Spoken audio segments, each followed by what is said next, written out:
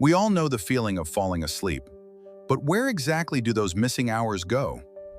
Peer into the mystery of our brains at night. Let's find out. Tonight, something will happen to you that has happened thousands of times before, and yet you will have almost no memory of it. At some point, you'll lie down, close your eyes, and wait for sleep to come. You may think about tomorrow. You may replay a conversation from earlier in the day.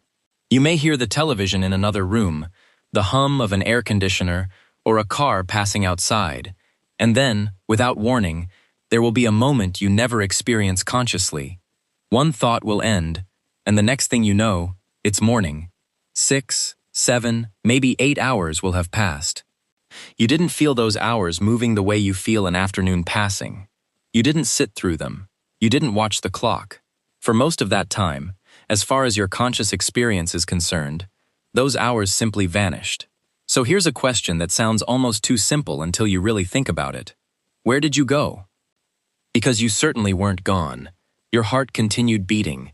Your lungs continued pulling air into your body. Your blood kept circulating. Your organs kept working. And most strangely of all, your brain did not simply switch off. In fact, while you were completely unaware of the bedroom around you, electrical activity inside your brain was changing in organized and surprisingly dramatic ways. You moved through different stages of sleep, sometimes sinking into states from which you would be difficult to wake, and sometimes entering periods when your brain became remarkably active.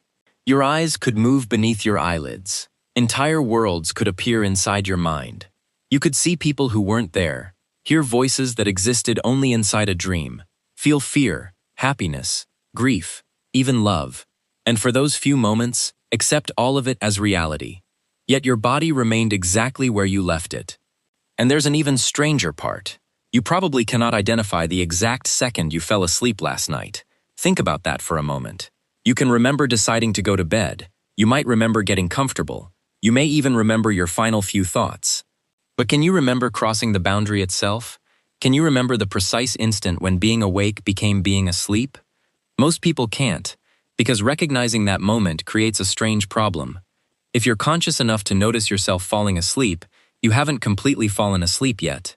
Somewhere between awareness and sleep, your experience of the outside world begins to fade. Sounds become distant. Thoughts lose their structure. Your muscles relax. Your sense of time changes. And eventually, the version of you that was lying there thinking about tomorrow is no longer consciously observing the room. Before we dive deeper, let us know in the comments where you're watching from. We'd love to hear from you. And don't forget to hit that subscribe button so you never miss any of our upcoming videos. Because what happens after you close your eyes is far more complicated than simply being awake one moment and asleep the next. Your brain passes through a sequence of physiological states, and each one changes what your body, your brain, and even your awareness are doing. There are moments when you are sleeping so lightly that you may swear you were awake. There are periods when waking you becomes considerably harder. And then there are periods when the brain begins producing an experience so convincing that you can run through a city that doesn't exist, speak to someone you haven't seen in 30 years, or find yourself standing inside your childhood home, only to open your eyes and discover that none of it happened. But perhaps the most unsettling example occurs when the boundary doesn't separate cleanly. Some people open their eyes and recognize their bedroom, know they are awake, and yet discover that their body will not move. They may try to lift an arm, turn their head, or call for someone, but nothing happens. For a few terrifying moments, the mind appears awake while part of the physiology of sleep remains. We call this sleep paralysis, and understanding why it happens gives us an extraordinary clue about what the brain is doing while we sleep. Because sleep is not simply the absence of wakefulness. Your brain actively creates and maintains these different states, controlling how deeply you sleep, how much of the outside world reaches your awareness, when vivid dreaming becomes more likely, and even when your voluntary muscles are allowed to move normally again.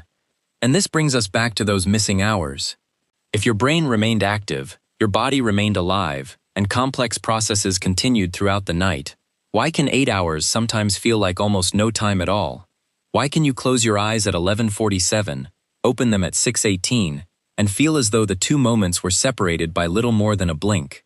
The answer takes us through electrical patterns in the brain, deep sleep, memory, dreams, And one of the most mysterious things the human brain produces, conscious awareness itself.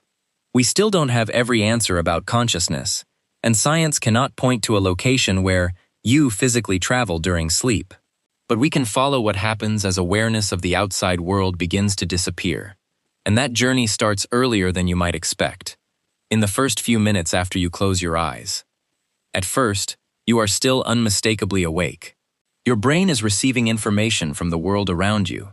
You can hear sounds, feel the sheets beneath your body, and decide to open your eyes whenever you want. But as sleep begins, you enter the first stage of non-REM sleep, known as N1. This is a remarkably fragile state. Your muscles begin relaxing, your eye movements slow.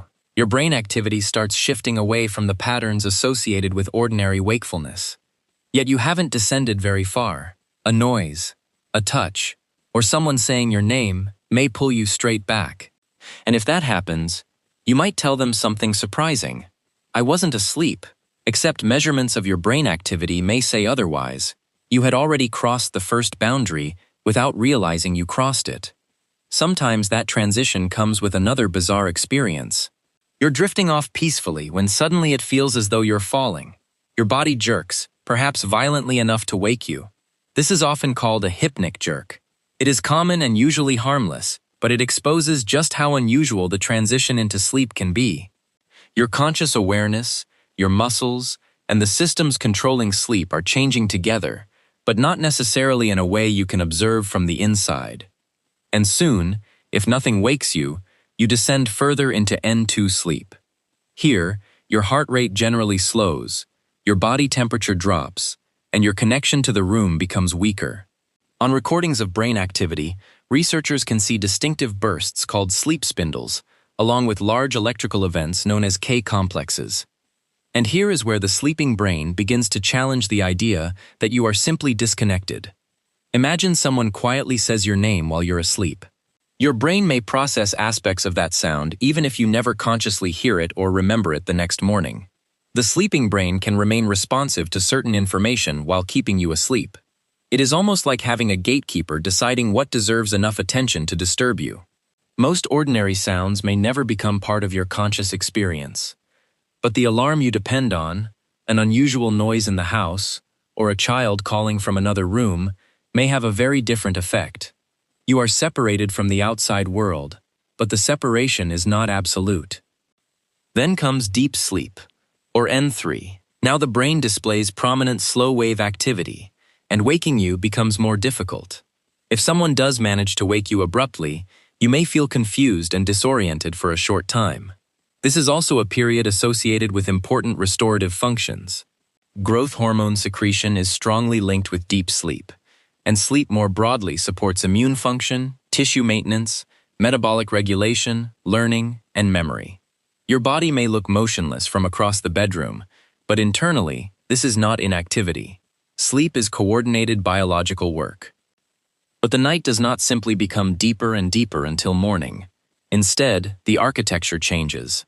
After progressing through non-REM sleep, the brain eventually enters a state that looks almost contradictory. REM sleep, named for the rapid eye movements that occur during it. Brain activity becomes more similar in some respects to wakefulness. Dreams can become vivid and emotionally intense. Your eyes move beneath closed eyelids. Your breathing and heart rate may become more variable. Yet while the brain can be extraordinarily active, most of your major voluntary skeletal muscles are being strongly inhibited. This temporary muscle suppression is called REM atonia, and it creates one of sleep's strangest contrasts. Inside your dream, you may be running, you may be climbing stairs, you may be arguing with someone, escaping danger, dancing, or reaching for a person standing directly in front of you. Inside the dream, movement feels real, but outside that dream, your body is largely prevented from performing those movements. Brainstem mechanisms help produce this muscle inhibition during REM sleep. In most people, it works so seamlessly that they never know it happened. Occasionally, however, the transition between REM sleep and waking produces a terrifying mismatch. Your conscious awareness returns before the muscle inhibition has completely resolved. Your eyes may open. The bedroom is familiar. You know where you are. But when you try to move, your body refuses. This is sleep paralysis. And because dreamlike imagery can sometimes intrude into the experience, some people report seeing figures, sensing a presence, hearing sounds, or feeling pressure. Across history, cultures have given these experiences supernatural explanations. Physiology offers another possibility. Elements of REM sleep and waking consciousness have briefly overlapped. Usually, normal movement returns within seconds or minutes, but the experience reveals something important. Wakefulness and sleep are not simply two positions on a switch. The systems responsible for awareness, perception, dreaming, and muscle control can transition at slightly different moments.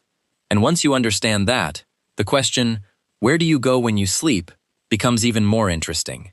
Because the person experiencing the dream can feel completely present inside a world that has no physical location at all. Then there is the mystery of time. Suppose you fall asleep shortly before midnight and wake at 7 in the morning. 7 hours passed in the physical world. Clocks moved. The earth rotated. Cars traveled along highways. People worked overnight shifts. Yet from your perspective, much of that interval may seem absent. Part of the explanation involves memory. Your sleeping brain is not continuously forming the same kind of accessible record of experience that you typically create while awake. You may dream several times during the night and remember none of them. Wake during or near a dream, however, and suddenly an entire scene may be available, at least briefly. Sleep itself also contributes to memory processing. Researchers have found that different aspects of sleep participate in consolidating information and skills acquired while awake. The process is far more complicated than simply moving memories from one imaginary folder to another, but the central point is remarkable. While you are largely disconnected from conscious interaction with the outside world, your brain continues working with information gathered while you were awake. The night that seems empty from your perspective is biologically anything but empty. And this cycle does not happen just once. Across a typical night, you repeatedly move through non-REM and REM sleep, with the pattern changing as the hours pass. Deep, slow-wave sleep tends to be concentrated more heavily earlier in the night, while REM periods generally become longer toward morning. That is one reason vivid dreams may sometimes seem particularly noticeable close to the time you wake. What felt like one uninterrupted disappearance was actually a sequence of changing brain and body states occurring again and again. So, where do you go when you sleep? Scientifically, you don't go anywhere in the ordinary sense. Your body remains in the bed. Your brain remains inside your skull.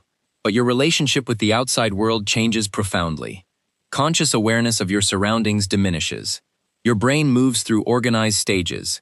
Your muscles, heart, breathing, hormones, memory systems, and neural activity undergo characteristic changes. Sometimes your brain constructs dreams vivid enough to temporarily become your experienced reality.